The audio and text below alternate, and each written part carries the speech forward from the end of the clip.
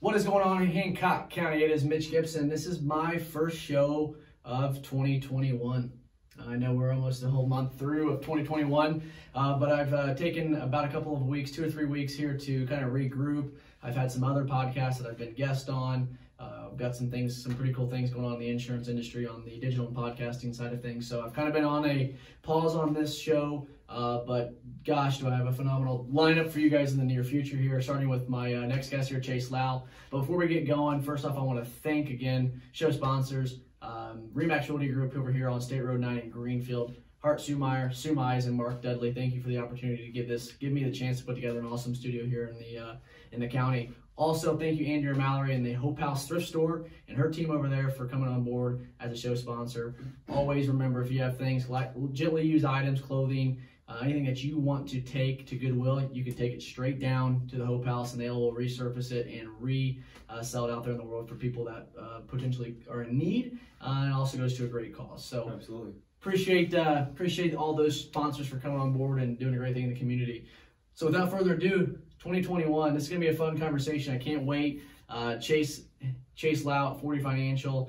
He, myself, and my brother Austin, we tried to do a couple of different things during quarantine, which actually, in a nutshell, really started to spark my interest in doing more. Lay the foundation. You helped me. I would say lay the foundation. Helped me lay the foundation to hopefully the future success of the show, and also myself individually. So without further ado, Chase Lau, 40 Financial. Appreciate you on the show, my man. Yeah. I'm glad to be here. I know we've talked about it for a while, but 2021, season 2 of 2020's started. So what better way to kick it off, Absolutely. I can't imagine. I was trying to decide if I wanted to do a season 2, because if I don't remember the actual launch date of this podcast, but I want to think it was like end of February, March. I put teasers out and stuff like that in January, I remember, but I don't think it ever got going until March. So I don't know if I wait till March to consider it a season 2, because if I go 52 weeks in a year, that means I should have 52 episodes. I only have 30. So I'm a little bit behind. I don't think you go that route. Start fresh. Start fresh the calendar year. Yeah. Might be do that. So I think we're going to do that. So this will be season 2, episode 1. Episode 1, yeah. It's a fresh start. It's like a season a little bit, it's tweaked up a couple notches here, and so rearrange some things. You said this is a brand new setup. I mean, look at us. We're ready to go. Fun. Yeah, this is awesome. Yeah. Also, I haven't really kind of made this in the public in the community, but if your business is out there and you're looking to start a podcast similar to this, you don't have the space or the studio or the equipment to do so, we've got a phenomenal studio here. It's almost finished. There's some soundproofing walls and stuff that's going to come along with it. Some new recording equipment, so you don't have to actually get behind the camera, editing software, stuff of that nature. So don't hesitate to reach out and be more than happy to have you guys take a look at what we got over here at the Remax Realty Group Studios. So diving into the show today, I know you guys want to talk or you guys want to listen and hear what the guest has to say and what Chase Lau does in this community, learn about him and dive into his future. But also want to talk 2021, some goals and some things that we can do, Chase, as people in the business world, what we can do to maybe help and inspire some people out in the community or out there in the business world, of giving them some tools and tactics to help them move forward. But with diving straight into it, Chase Lau, 40 Financial, yeah. Keeping you on the road to financial success. Yeah. What is it that led you to financial services? I guess maybe to start, take us a step back about, maybe back to high school. Yeah, we can go way growing back. up. We can go all the way back. Bring us back from young Chase, or yeah, well, I mean, you wanted to bring you up to speed now. We'll go way back. I grew up here. You brought up the Hope House. I was on the board there, a long time ago. I'm also the Boys Club as well. So that's why every time I talk about the Hope House, I always link it to the Boys Club too, because it's one of the places that I grew up going there. And back, I know some of the people out there might remember, Ron Horning, great guy, and Stu Skabinski, some of those people that we were growing up that played, all the games, and they were always making up weird games and stuff that we played. And so that's one of the things when it comes to giving back in the community. I really did grow up here and playing in that environment and things like that. So I remember, my now brother-in-law, and Katie, my sister, and most people know, Katie and Josh Mullins, we grew up there playing sports all the time. And, I remember that getting started, and then, growing up and always playing sports through here, and then, graduating, I went to Anderson University to study finance, and then coming back and, you know, starting to get the chance to give back, you know, because you're growing up, you're just going there and just having, you know, you just want to go party with your friends, really, at the end of the day. You know, you're like 9, right. You're going to try and light some kids up in some dodgeball, you know, play some bumper pool. And I remember the thing growing up there is, I remember when I finally got big enough, because it was always the rules. If you dunked, you know, you weren't allowed to dunk, so you had to wait till, you know, Ron or Stu walked away out of the room and you dunked. But then I finally got big enough, because it was like 8.5. And then, so I got to maybe for like a week, you know, and then they moved them back up to 10. So I never got that full enjoyment, because me and one of my buddies, Blake, growing up, we'd always play, you know, mostly we were a couple years older than us. So, yeah, when I was super amped. I'm like, oh, this summer we dunking and tearing up. But they, so then they raised it up. But, you know, that's kind of offbeat. But anyway, just talk about growing up and trying to give back. So I know that we do a lot.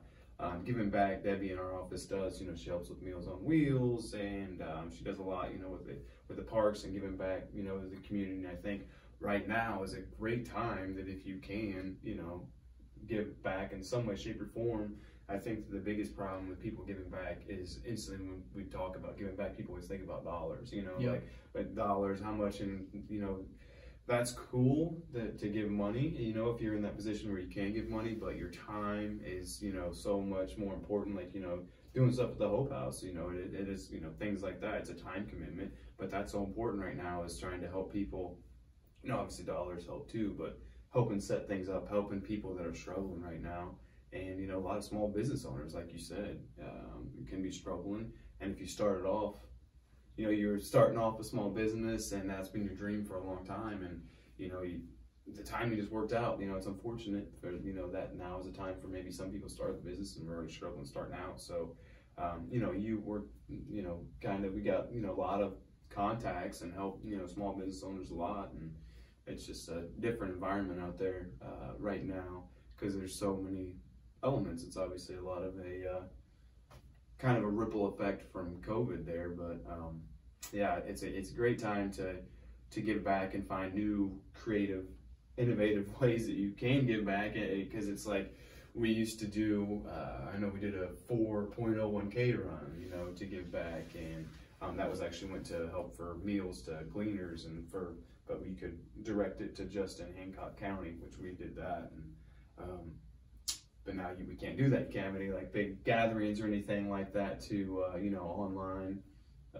Is a great way where people are giving online. I know you follow Barstool too, and that runs up to like 35 That's million, crazy. you know, whatever it is. Yeah, I mean, that's crazy. So there's just, you know, a lot of ways you come in, you get the stimulus money, because I know a lot of people, not everybody's out of work, you know, so I know, you know, with us, you know, when we get a little bit of stimulus dollars, you know, we donate it right back, essentially, in the form of spending or food, because I know the restaurants are the ones that are hurting really bad. So we've been trying to. I'm a big foodie. One of my favorite things is to eat food. Hey, I'm kidding. Burn it off. I burn it off. I can't talk.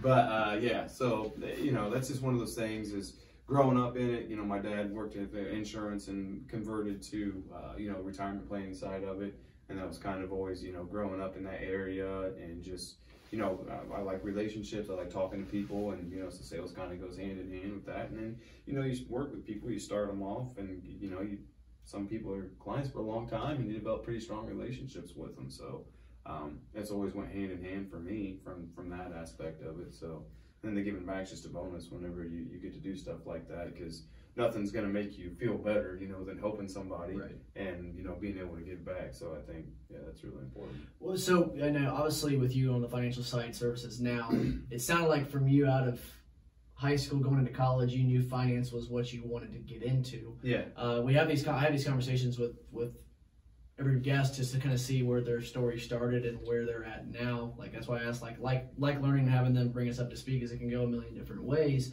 But for you, you knew from the get-go that finance was the way you kind of, when you went to school thinking of finance, maybe it was as an advisor, maybe it was whatever it could have been. Yeah. Finance, it was such a broad idea there. You grew up in that. Me, I didn't grow up in insurance, so I got into insurance, you know, just kind of by the luck of the draw or how the situation happened. Yeah. And a lot of people can relate to that. A lot of people can't relate to that. I feel like I talk to more people that don't find themselves getting into insurance at all, and then they find themselves into it and they love it.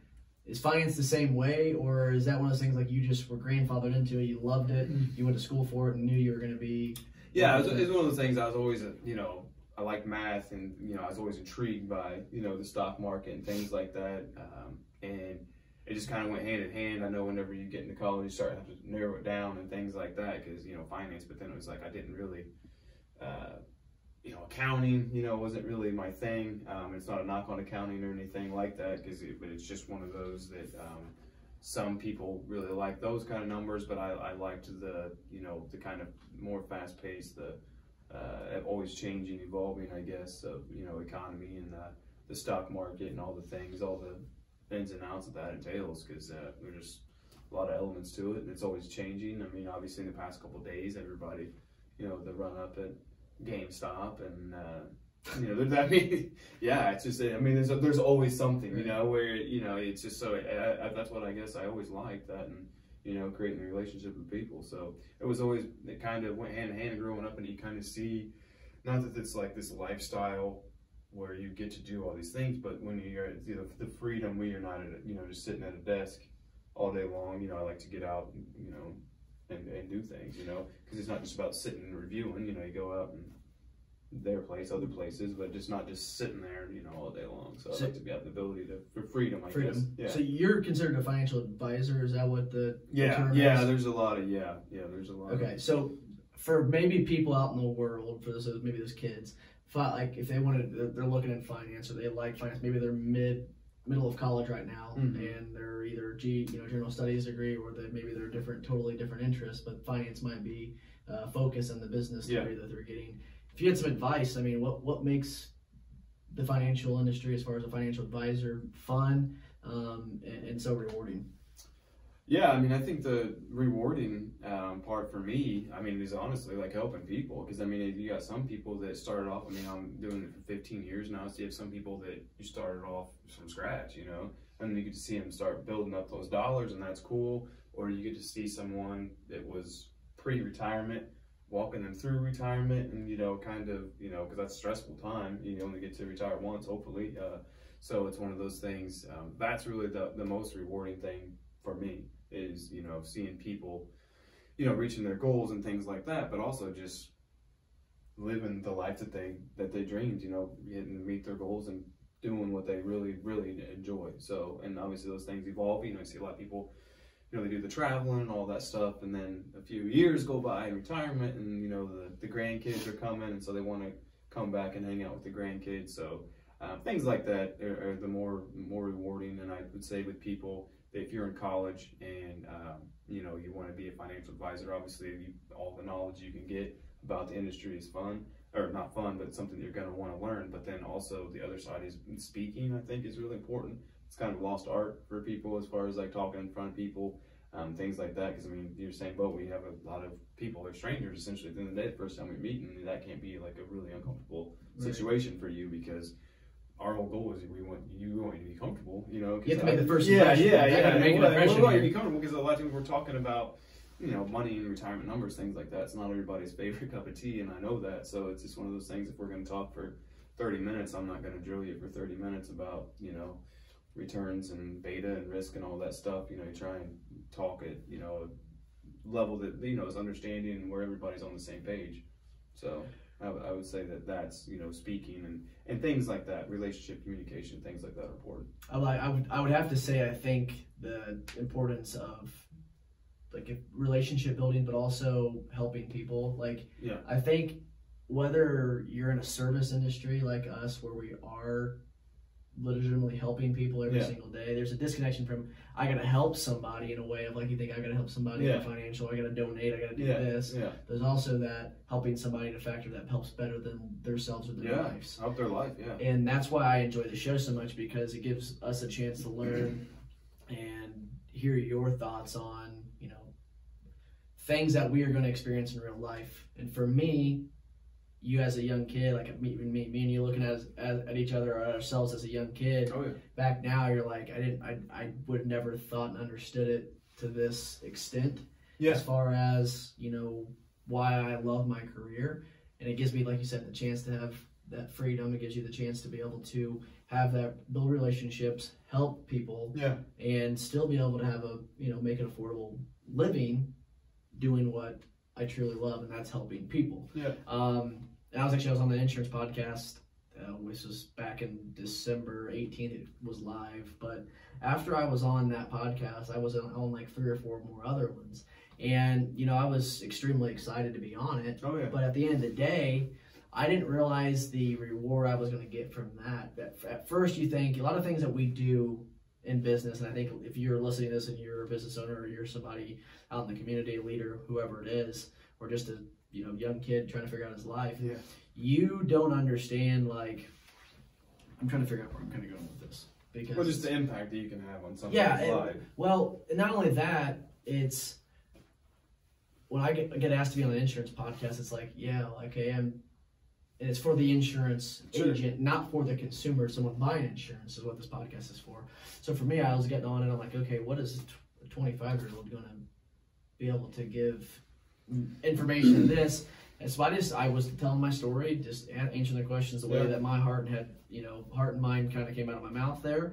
But the return that I didn't see coming was other young insurance agents across the country reaching out to me from just hearing me on that show and asking to spend 30 minutes so they could ask me some questions and give them some advice on some things I'm doing on the digital social media side of things that could help them. And for me, that's been like the coolest thing that's happened in my insurance career so far, or young insurance career so far. Like just being able to, build relationships with other people in the industry. Yeah, because you always think that that there's a competitor or something like that, and it's like you might not even offer the same things or do the same things that we're doing. And so, there's all kinds of ways to give back like that. You never know how you're going to, it's just like a claim or something like that. That's when you're really coming through for somebody. Like when, a car wreck. We just had a pipe bust in our house, and like leaning on, like insurance companies paying things. It's just like, it's a very messy situation. And you got to rely, someone that you can help and giving back like that. It's one of those that, it's not. Everybody always money. We live in a money-driven society, but money's not always like getting paid is nice, but it's one of those things that giving back is one of those. It's a great reward. So, and there's other things too, like teaching younger guys. There's some things that not a knock on generational thing, but some things that maybe someone who started in the 80s that have been doing things a certain way that's worked really well for them. Well, now there's new things that are changing and it's going really fast, and so it's one of those things with technology. You grew up in the world, so maybe, you're going to be able to help younger guys that are brand new, because now there's all kinds of ways to service accounts and, all that kind of stuff that's wasn't available even 10 years ago. That's what I tell people, I found. Right. And I hammer people all the time, whether it's on a podcast here or whether it's just out there in the insurance world. But like, if you're not, and this is, I guess, a big, huge thing to local businesses in Hancock County, and it's no knock on them. It's like you said, we live in this town that has had, and there's businesses that's grown into it the last 5 years, and our community's obviously grown. But those businesses that have been here, and those people that have been business owners or community people that have done it a certain way for 20, 25 years, and like we're on a big, huge change in the way of things are with everything going digitally or socially. And if you're not starting to use your social media and digital and other creative tools out there to get in the hands of people, to get the phones that are in people's hands every single day, or the computers, that's where everybody's at, 100% of the time. So starting a podcast was a huge step for success for me in the future, because I'm learning it. Whether it helps me or not, I'm learning and teaching myself the tactics and the stuff that is actually working, or it's going to be on the forefront of the evolving industry or economy. And I'm sure you see that every day with economics. Like nothing's ever the same, as it was 5-10 years ago, probably. No, and you've got, the way things, trading's different now too. You got to figure, technology accelerated that, a lot. A lot of algorithms out there that do trades automatically. There's all kinds of different things out there now, and it's just one of those, and everything's evolving, like you said. So it's just one of those, and the problem is COVID has kind of forced a lot of this, not kind of, it has forced a lot of it, because there's still got to be ways to talk to people, and there's no right or wrong answer. You know, if someone's not comfortable being around, you know, a group or coming to meet face to face, there's nothing wrong with that. That's okay if you're not comfortable, you know, so let's find another way to talk, whether that be, I mean, there's so many different other ways where we can still even be face to face without being face to face. So there's just, you just want to have the ability to meet everybody's needs, however unique they are, you know, because I mean, some people are comfortable having to be face to face, some people don't ever want face to face, you know, it's just, so, you know, you just have to have the ability to service and, you know, to be what's the best for that person, because there is no right or wrong. You can't say there's a right or wrong way to feel about something. How you feel is how you feel, and that's right to you, and that's what matters, so let's accommodate that. What I think, too, is, and during that COVID pandemic where we had that little One Cup podcast, and that's kind of when everybody was like stuck, you have to stay home, like, or we're going to handcuff you and arrest you. That was scary. Yeah. But the thing that I loved about it was it didn't teach everybody to change 360 degrees, but it taught us to be able to pivot. Yeah. Like, hey, we're going to pivot this way. And we saw it a lot, and we talked about it all the time, was when we were doing our show, was all these, the evolving, all the businesses were evolving to all digital. Like, hey, we have to do an online menu only, where it's pickup only. You gotta order online. You gotta order this online. We'll ship it to you. We're doing this curbside. We're doing this type of service now instead of whatever it is. Offering up Zoom meeting calls, Zoom cocktail hours, whatever it is. So, you know, Greenfield Chamber of Commerce, we're gonna do our virtual meeting. This, like, it's taught so many people to pivot. But here's the thing that, say 100% of the people pivoted. Just let's go on a number standpoint. 100% of people had to pivot during first lockdown quarantine in March. Once we were back to having somewhat of capacity back, cut that 50% of those people or businesses in half. Only 50 of those people continued to stay with that open/pivoting concept, or maybe hybrid, compared to the others went straight back to the normal way. And that's, in my eyes, not a good thing, because you were offering up a service online or via social media, and it was doing really, really well. There's people who were doing weekly shows, or hey, here's what we've got going on, you know, this week at our store, even though we're not allowed to meet. Here's new products or lines we got in. That's gone completely out of the window for half the people. Yeah. And I hate to say it, but it's not good, because the people who are doing that and have continued to do that are going to step head over heels at top of head. Yeah, because there's some people that are never, I mean, everybody's waiting for things to go back to normal, but what's normal mean? You know, I don't know. It's taught me. Heck, it's taught me more. I mean, the amount of times we go out to eat now, rather than picking it up and bringing it back home, we're picking it up, and it's not just because COVID restrictions. It's just so much easier. When I can get on my phone and hit the app to order, you know, curbside pickup. $17 less to pick it up. Right, and have it delivered through like a DoorDash or something. Like, but that's me. I mean, that's not saying the 55, 60-year-old people or whoever it is. Like I said, not trying to get generational. It doesn't mean that they'd switch and go back. Yeah. But they might just be, you know what, I'm already clocked out. I'm going to retire in 2 years. Why change something now? Yeah, and it could all be, you know, based on, you know, how your what business, what industry, and what the model is. Because, you know, the restaurant thing is, they got forced to adapt. I mean, that's, you know, I always go back to that one, because that's the one, you know, you feel the worst for, especially depending on where you're at. Because, I mean, they got shut down, and then it was like that retail stores, like retail stores, same way. You got shut down, then it was like, well, now you got to rework your store so that way it can only hold so many people. And then, so they did that, spent the money to fix it, to get it the way it was, and then all of a sudden, well, you know, now only 25%. So, you know, it's just tough, and kind of everyone's just feeling their way through it. And I think it's like you said, that there's going to be some new things that come into play that you want to keep around, and you maybe trial and error some things that, like, let's not maybe do that anymore. Right. So it's one of those things. But I mean, I agree. You know, if something's working, you keep that on, and there's going to be some people that want to go back, and that's fine. But there's going to be some people that are going to want to stay. I mean, however that is, like the DoorDash, like that. Right. There's going to be some people that are going to think that's awesome. They're willing to pay the $4 fee and the tip on top of it every time, no matter what, and teach their own. You know? Yeah. I mean, if that's what you want to do, so yeah, it's just interesting times, and you can't say, well, I mean, when this happened last time, because There was never something like this. Well, it was 110 years ago, you know, so it was 100 plus years ago at least. So, yeah, not the same. Yeah, it's not the same at all. And I think 2020, like, a lot of people look back at 2020 and are, you know, oh, I can't wait. I'm so glad it's over. Like, I'm glad it's over for all of the, I guess, The negative yeah, portions I mean, of it, and the news. You know, it's almost just drained you just trying to keep up with it. Yeah. Like, I'm happy that it's a new year, 2021. Obviously, it's still kind of carried over as far as the virus and the pandemic and stuff. But 2020 for me, I don't know about you. We'll dive in and kind of get into 2021, and then I'll let you out of here. But 2020 to me, like, 2020 was fun as hell for me. Like, I learned so much stuff during 2020. I started so much new stuff because after 2019 for me, that was kind of a, you know, down the drain. Yeah. It hurt, you know, Sure. some things went on in my life, but then 2020, I was like, oh, new and improved me. Like, let's get at it. And then pandemic hit, but I learned so much through 2020. The opportunities I was given in 2020 was awesome for me.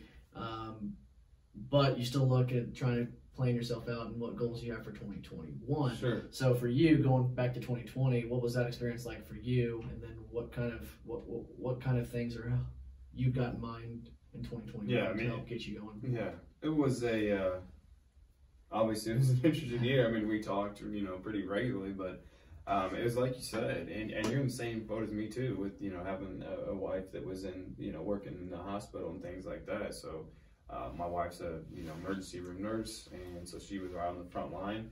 So I mean, it was really scary whenever you know, it first happened, because nobody knew anything. Right. She's just supposed to go to work, and for all we knew, like, COVID was the worst thing. You know, back in the very, very beginning of this, no one knew anything besides people are dying. And it's like, here goes my wife off to work, you know, like the legit front line of it. And so it was really stressful. And then, you know, you look into it and, you know, they start figuring stuff out, but still, when you have people rolling in there and there's just so much uncertainty, that was wild. But then there's a lot of positives taken away, you know, like you have to stay at home, and we've got a 3 and 4 year old boy, and so that was fun to stay at home and hang with the kids. And then it was stressful too, right. Like, and it's like, oh my, give me a break from these kids. But no, so I mean, there was just a lot of positives, and there was obviously plenty of negatives. I mean, obviously the last tail end of the year with all the election stuff was, I mean, that was created a lot of more on top of the COVID. It was like people weaning off that and fired up back in about all that stuff. And so you know, it was one that I think that, you know, we tried some things and, you know, new ways to do this, and found, you know, some people might be more susceptible to, you know, phone calls, email, you know, like just doing things differently, because not everyone's going to be, but some people are. So you identify those people, and, you know, you try and move forward. But, you know, I think we got creative with, you know, family stuff and family time like that. And I think that it just kind of puts some things in perspective, and on both ways, positive and negative, you know. So it's just like, you're forced to, you know, the family stuff and all that, and you know, work took a back seat, because I mean, obviously in my line the very beginning of last year was not that fun, but I mean, it's one of those times too where you try and reach out to people and let them know that we're here, you know, we're here for you, and, you know, let's keep the long-term goal. And, you know, I still, you know, thought it was gonna be positive, ended up being that way. So it's moving forward, I just think that you just could keep building, you know, like you said, don't let the things that you started go to waste. Just because, I mean, I remember when it's all this happened, you just try to the wheels are turning, you're like, I'm gonna revamp you know, I'm gonna do all these things, and, you know, just don't let them all go to the wayside, you know, and, you know, keep pushing on some of those things, because you never know. Because, you know, I think that hopefully once the weather warms back up, hopefully more people get vaccinated, things will be hopefully getting better. It's going to take a long time, but I mean, eventually it's just, you know, you're reading these things that eventually this is just going to be no more than the common cold, you know. But the problem is, you know, we're going to have generations that their body took it in when they were 3 months old, you know, as opposed to being, you know, older. So I mean, it's really unfortunate, in some of the things, and some, you know, people lost. I think that probably all of us know somebody that, you know, had it, and, you know, maybe, you know, lost the fight against it. So that was definitely the worst part. But there was so much good stuff that came out of it, and I think seeing the human element, you know, family element, and rallying. I think that that's one of the things that people gotta. Social media is a great thing, but man, it can be bad. So I think that's one of the things, get off and just hang with the people you love and kind of refocus. And I think 2021, so far it's looking a lot like 2020 was, but I think it's just one of those, you learn from, just keep evolving, you're doing the things that you were doing and the things that work, keep doing them, not just in your work life, but your personal life. Because it's real easy. I mean, we would joke about, like we joke on the podcast about it's real easy to sit and, people could become alcoholics, which probably happens a lot. It's just like you're just sitting home, forced to sit home.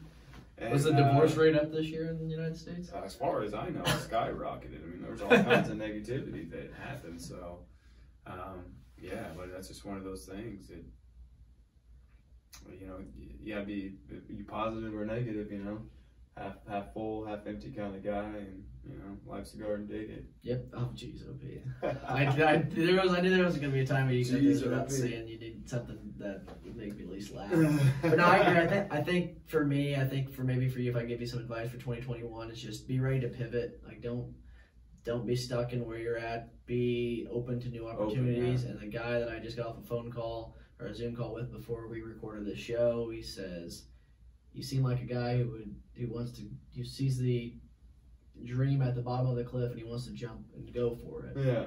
And I think if you have that idea, that startup, that question, whatever it is that you've got in your mind that's keep making you creative and thinking about your next step, I'd just go for it. Yeah. I mean, what do you have to lose? I mean, go for it. And once I'm a guy that when I commit something, I'm all in on it. Absolutely. And that's a lot of people putting that. Now you're putting some perspective for people. I'm like, man, maybe this is the time.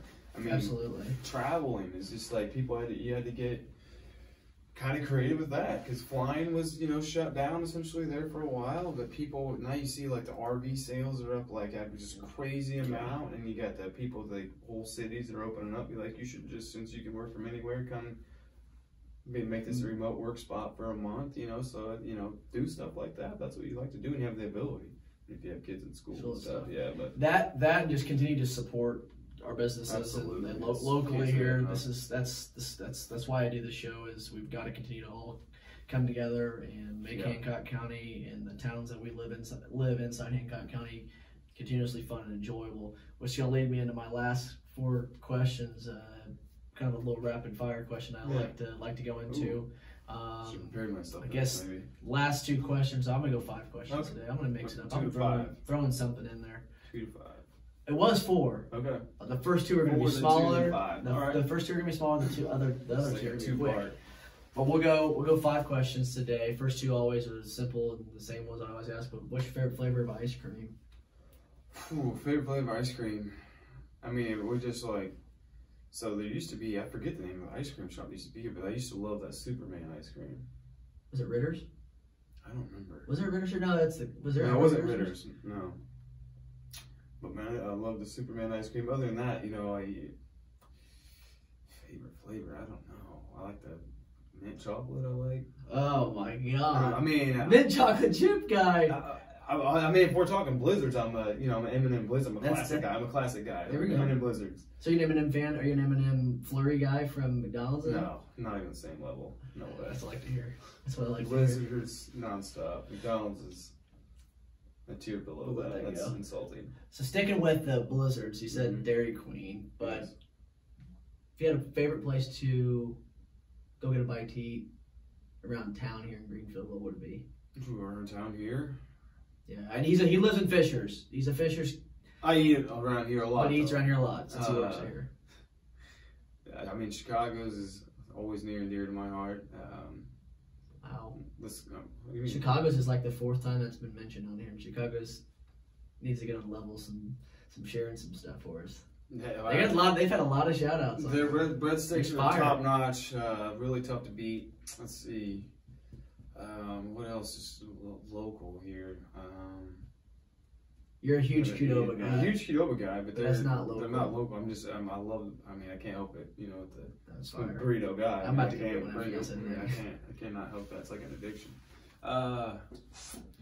Yeah, it's always the one that I'm always right off the top of my head. I'm always Chicago's. Well, how about this? You got a favorite place to?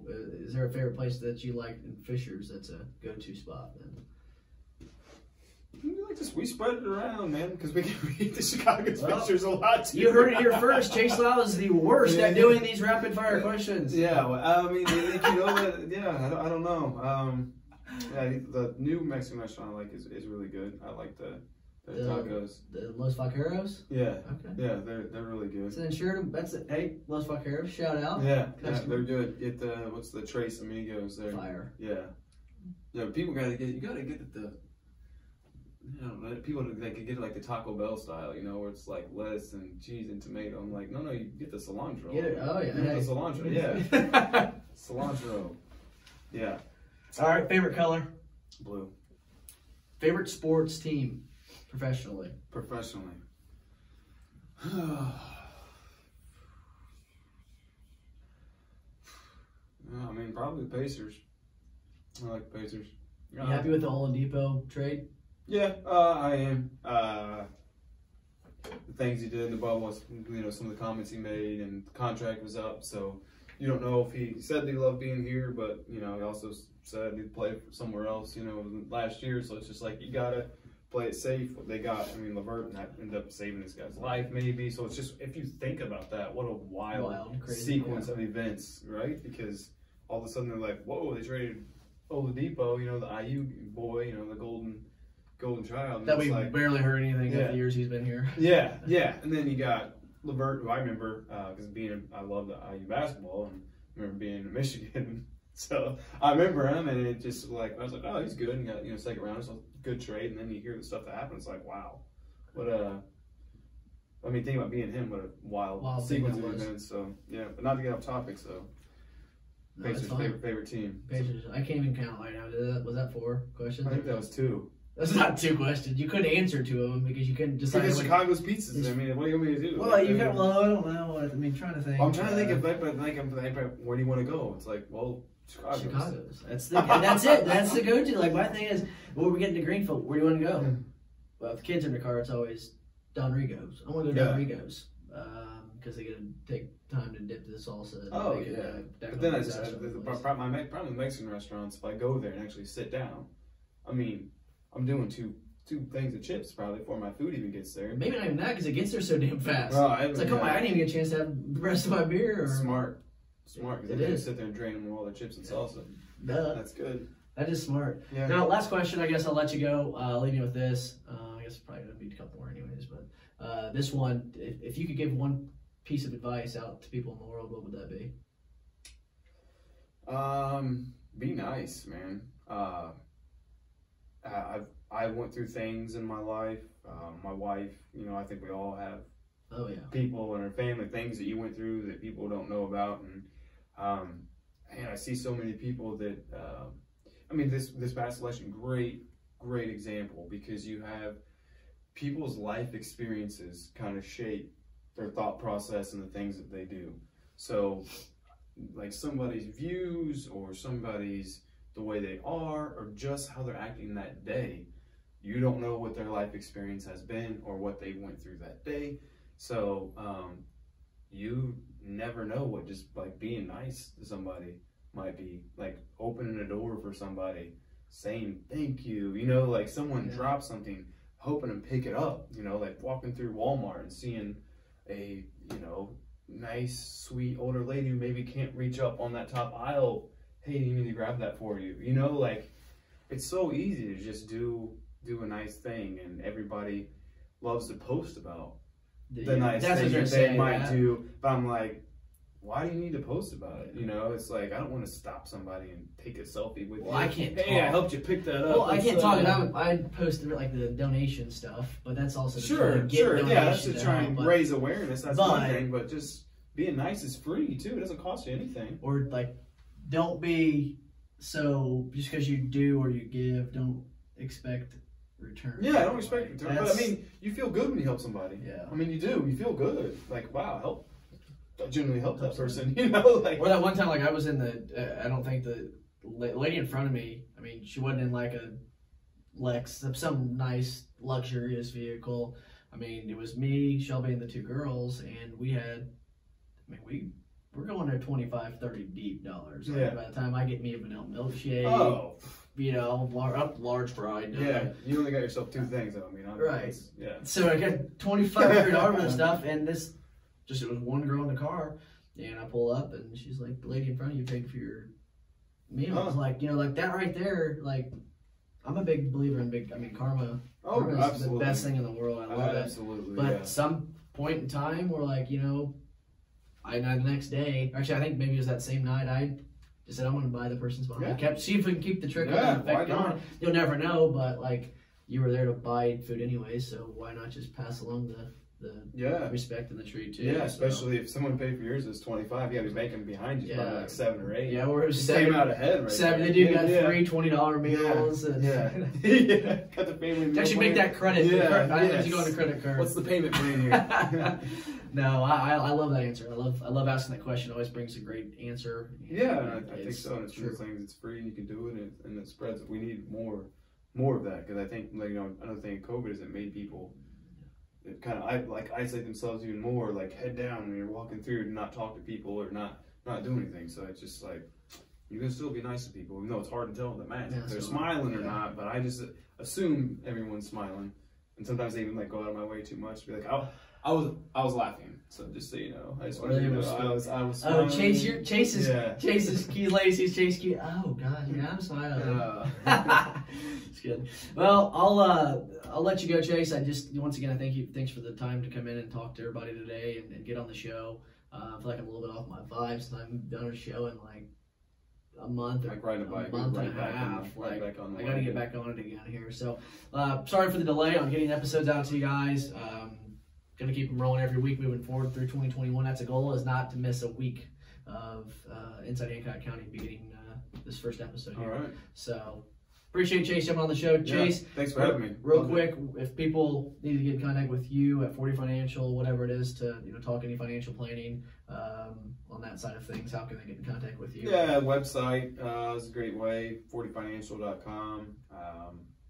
Would be the best way, the easiest way, and then there's all kinds of ways to direct us, or you call us 317-467-2228. I don't know what all legally I'm allowed to say without slapping my disclaimers on there. So, but yeah, we if you need help and don't work with anybody, we'd love to help you. So absolutely. Well, Chase Lau, 40 Financial, keeping you on the road to financial success right here in Greenfield, Indiana, just off of US 40. It's the 40 Financial. 40 Financial. Boom. Right down 40, US 40. Let me know if you guys ever need anything. Reach out to Chase if you guys have any questions, concerns. We're here to help you guys out. Please don't hesitate to ever reach out, and have a great 2021. Good luck out there. That's right. Make it a good year. Glad to be here again. Glad to be here another 2020, or glad to be here another year on the show. Look forward to bringing you some more stuff and amazing episodes moving forward. And always remember that you can make a difference in Hancock County. We'll see you later next time on Inside Hancock County.